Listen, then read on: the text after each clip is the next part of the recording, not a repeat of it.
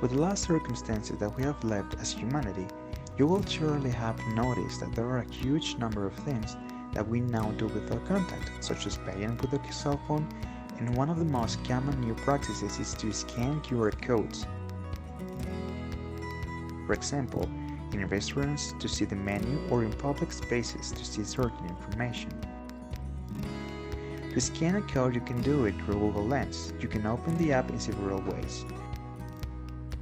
First, by opening the Google Assistant, by holding down the home button or saying OK Google. And at the bottom right, open Google Lens. When you open Google Lens, you will simply have to point to the QR code and you will directly see the link to where you want to go.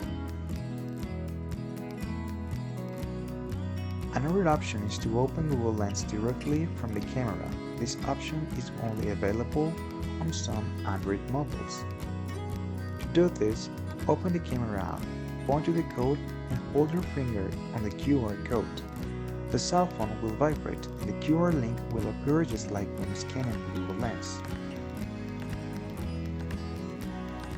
If your mobile does not have a Google Assistant to use Google Lens, don't worry. You can download Google Lens from the App Store. To read the QR code, just open the app and point to the QR.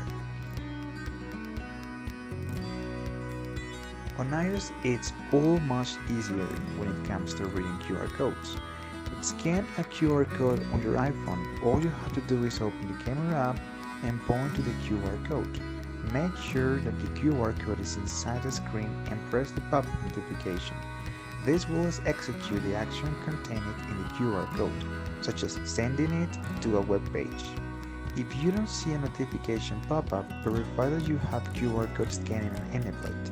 You can do this by going to Settings, Camera, and activating the Scan QR Code button.